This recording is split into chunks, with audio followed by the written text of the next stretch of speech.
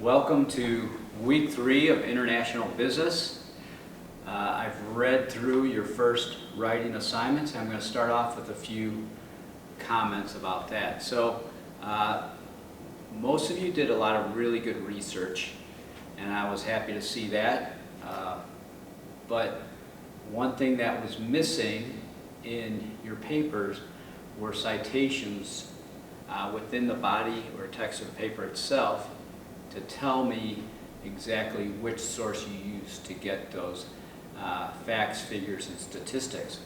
So when you write your next papers, remember to put a citation in there so the reader knows where you got that information. Another thing is cite the textbook the exact same way you would your other sources. All right, so you don't assume when you're writing that the reader has that textbook in front of them. So you cite it. So our book is Wild and Wild. I'm not sure what your edition is, okay? But make sure that you cite it just like you would any other source. So Wild Wild, and then the year it was printed, okay? Another thing, so Marcus Aurelius said to act with purpose. I want you to write with purpose, okay? So that'll, when you make your outline, okay, and then start writing from your outline, have a goal in mind for your paper, all right? So don't just start writing down all the facts and figures and things like that, but have an overall goal that you have in mind as far as your company, country, combination, and the product, and how that you envision that product to be introduced into that country. Another thing I want to talk about is don't use rhetorical questions to introduce a topic. All right, so when you find yourself writing that rhetorical question, go back and rewrite it and make a positive statement of that combination of sentences. Okay. Along the same lines, don't use comparative terms like this product is really a lot better or much better, or this country is worse. All right, so use actual numbers to make these comparisons. Don't write in the first person, all right, or things that sound like first person. So don't say things like you might find, or, all right, so again, this is a business paper. You have to write in professional manner, okay? You don't know who the audience is. So again, no first person, professional manner.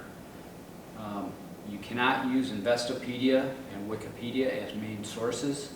All right, so you can use those as a starting point, but you can use a bibliography off of those two places, Investopedia and Wikipedia, to further your research. All right, let's see, upcoming this week, make sure you check your calendar or the assignment dates in each assignment group to make sure you're keeping up with the assignment. So this week you have a quiz on Module 3. You have a discussion on international trade. Remember, you have to make 1 original post and 2 substantive replies to get full credit. All right, proofread your posts for spelling errors.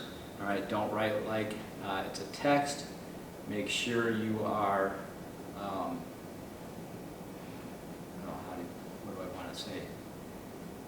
Make sure that when you reply to other people, okay, you're respectful of their opinion. All right. Let's see. Chapter 5 is about international trade. All right. And when you read these chapters, again, be thinking about your product and country combination. All right. So this chapter talks about absolute and comparative advantage. Okay. So how will introducing this product benefit the country that you're dealing with? All right. So what is the absolute or competitive advantage here? All right. Look at the international product cycle. All right, for ideas as to where your product is in that life cycle. Is it a mature product and you're looking for new markets to expand into? All right. Or are you looking for a cheap place to make your product as it becomes standardized in your home country.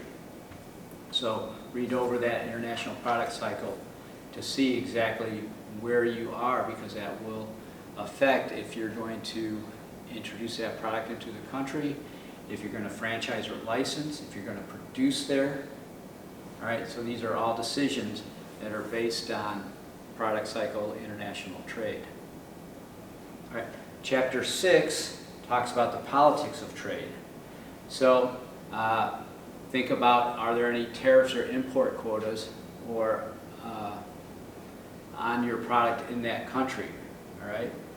When you think about tariffs, try to read some current event articles that talk about Trump's tariffs and how they're affecting the U.S. consumers. All right, because tariffs on the outside look like they are trying to restrict imports from another country, but actually what they do is raise prices on the consumers in that home country. So think about Trump's tariffs, how they have hurt the manufacturers in the United States and farmers, how prices have risen for consumers, because consumers ultimately pay the cost of these tariffs. Right? Another thing to consider about politics of trade is how will your company respect the culture of the host country, and how does the culture of that host country affect how you introduce your product into that country.